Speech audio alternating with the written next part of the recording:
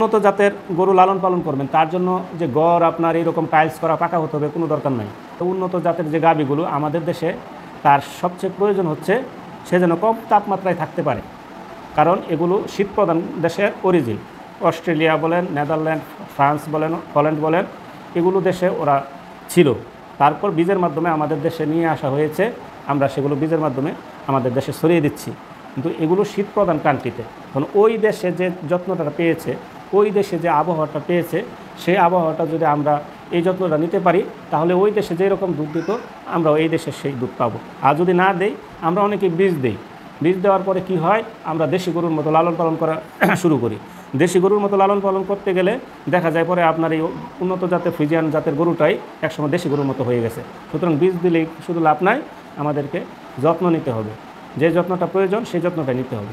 এখন ওদের জন্য অর্থাৎ ফ্রিজিয়ান বা উন্নত জাতের গরুর জন্য আমাদের প্রয়োজন আপনার 20 ডিগ্রি সেন্টিগ্রেড তাপমাত্রা। আমাদের দেশে বর্তমানে আজকের তাপমাত্রা যদি ধরি প্রায় 30 ডিগ্রি সেন্টিগ্রেডের বেশি আছে, তাদের জন্য দরকার হলো 20 ডিগ্রি। এখন এই 20 ডিগ্রি আনতে গেলে আপনাকে এসি ব্যবহার করতে হবে, আপনি তো আর এসি দিতে পারবেন না। এখন প্রশ্ন হচ্ছে যে আপনার এসি দেওয়ার দরকার নাই, এমন ছায়াযুক্ত স্থানে এবং সেখানে যেন আপনার স্যাঁতসেঁতে না থাকে, শুকনো স্থানে আপনি শুধুমাত্র একটি আপনার চালা দিয়ে এবং ফ্লোরটা পাকা করতে হবে, ফ্লোরটা পাকা করতে হবে। আশেপাশে আপনি কোনো আপনার দেওয়ার দরকার নাই, বেড়া দেওয়ার দরকার নাই, ফ্লোরটা পাকা করতে হবে। যদি কোনো চুলের ভয় থাকে তাহলে আপনি বড় জোর 1, 2, 3 ফুট আপনি সেটি উপরে উঠাতে পারেন, কিন্তু সবচেয়ে উত্তম হচ্ছে যে তাকে খোলামেলা রাখা, যত খোলামেলা রাখা যায়। ফ্লোরটা পাকা রাখতে হবে, কারণ ফ্লোর পাকা না রাখলে আপনার দেখা যায় বিভিন্ন রোগে আক্রান্ত হয়। এখানে ফ্লোরটা পাকা রাখতে হবে এবং পাশাপাশি আপনার যদি মনে করেন যে আপনি ফ্লোর পাকা করবেন না বা ফ্লোর পাকারও দরকার নাই, অনেক খরচ বেশি, তার চেয়ে আপনি 1-2 ট্রাক বালু এনে বালুর সিস্টেম করে আপনি রাখতে পারেন, কারণ বালুর উপরেও কিন্তু রোগবালাই কম হয় এবং বালুর উপরে গাভী থাকলে সেটি আপনার সবসময় জায়গাটা শুষ্ক থাকে। এবং আধুনিক সিস্টেম এইরকমই যে আপনার শুধুমাত্র বালু বা বেলে মাটির এর উপরে বালুর উপরে গরু থাকবে এবং সেখানে প্রস্রাবও করে, তাহলে সেটা নিচে চলে যায় এবং শুকনো থাকে সবসময় জায়গাটা। আর শুষ্ক এবং শুকনো এগুলো থাকলে রোগবালাই কম হয়, এইটুকু নিশ্চয়তাকে আপনাকে দিতে হবে। এই জন্য আপনাকে লাখ লাখ টাকা খরচ করে গাভীর খামারের ঘর তৈরি করতে হয় না। সেই জন্য আপনি কিছু বালু নিচে ফ্লোরে বালুর উপরে রাখতে পারেন, বালুর সিস্টেম করে। উপরে আপনি খড়ের ছাউনি দেন অথবা সনের ছাউনি দেন অথবা টিনের ছাউনি দেন, যাই দেন। হ্যাঁ, যদি সন আর এবং আপনার খড়ের ছাউনি দেন তাহলে নিশ্চয়ই কিছু লাগবে না, কারণ তাপমাত্রা নিরোধক হিসাবে কাজ করে খড় এবং সনের ছাউনি। কিন্তু আপনি যদি টিন দেন তাহলে টিনের নিচে আপনার তাপ নিরোধক কোনো কিছু দিতে হবে, হ্যাঁ, যাতে তাপটা গরুর শরীরে না লাগে। এই জন্য এইভাবে আমরা তাকে ছায়াযুক্ত স্থানে আলো বাতাস জন্য পর্যাপ্ত পরিমাণে পাই, সেজন্য এইরকম একটা বাসস্থান আমরা তৈরি করব। এবং বাসস্থান তৈরির ক্ষেত্রে এই খোলামেলা বাসস্থান আপনাদেরকে তৈরি করতে হবে। বাসস্থান তৈরির ক্ষেত্রে একটি বিষয় মাথায় রাখতে হবে, আপনি যেহেতু গাভীর খামার করবেন, গাভীর খামার করতে গেলে আপনি সেখানে কোনোভাবেই ঢালু রাখা যাবে না। যদি সেটা ঢালু রাখেন তাহলে বিভিন্ন সময় গাভীর ক্ষেত্রে বিভিন্ন জটিলতা হয়। বিশেষ করে যখন আপনার তার প্রেগনেন্ট অবস্থায় আসে, সে যদি ডালুতে বসে তাহলে পিছন সাইডে বাচ্চা তার পজিশন চেঞ্জ করে পিছন দিকে চলে আসে, জরায়ু বের হয়ে যাওয়ার চেষ্টা হয়। এই কারণে আপনার তাকে কোনো সময় ডালু অবস্থায় রাখা যাবে না। এই ডালু রাখলে মিল্ক ফিভার সহ বিভিন্ন ধরনের রোগে, ডাউনার কাউ সিন্ড্রোম সহ বিভিন্ন রোগ হতে পারে। এই জন্য গাভীর খামার করতে গেলে কোনো রকম পানি যায় এইরকম ওয়াটার লেভেল করে আপনার সোজা করতে হবে, সোজা রাখতে হবে। এবং সেখানে আপনি যদি বালুর স্তর করে দিতে পারেন 1-2 ফুটের, তাহলে আরও ভালো হয়। তাহলে আমরা বাসস্থানের সময় এই বিষয়গুলো খেয়াল রাখবো। আর পাশাপাশি আমরা আরেকটা বিষয় খেয়াল রাখবো যে বাসস্থান যেন উত্তর দক্ষিণমুখী হয়, যেহেতু আলো বাতাস বা মৌসুমি বায়ু সবগুলো উত্তর দক্ষিণমুখী প্রবাহিত হয়, সেটা উত্তর দক্ষিণমুখী যেন ঘরটা হয়।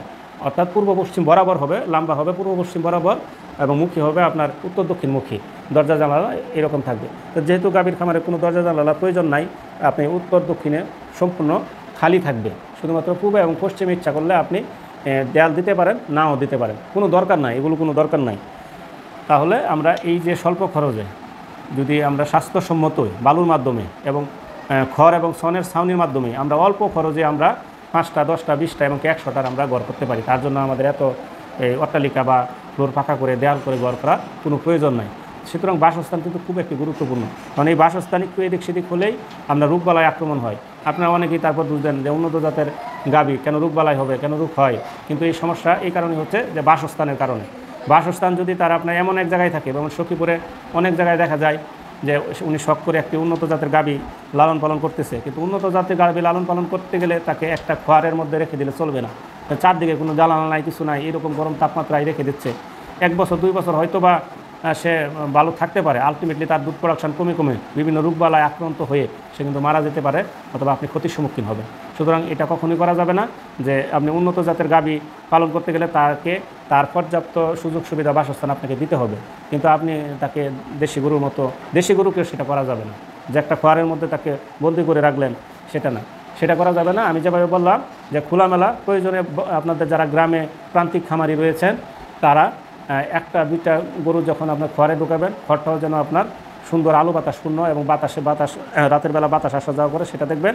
যদি খড়ে পর্যাপ্ত পরিমাণ জায়গা না থাকে দিনের বেলা আপনার বাইরে তাকে ছায়াযুক্ত স্থানে রাখবেন সবসময়, তাহলে কিন্তু আপনার রোগবালাই কম হবে, আপনি লাভবান হবেন। একটা গাভী একটা দুইটা গাভী থেকে আপনি উন্নত জাতের বড় বড় গাভীর খামার তৈরি করতে পারবেন। সুতরাং একটু গুরুত্ব দিলেই আপনাদের সেটা সম্ভব হবে।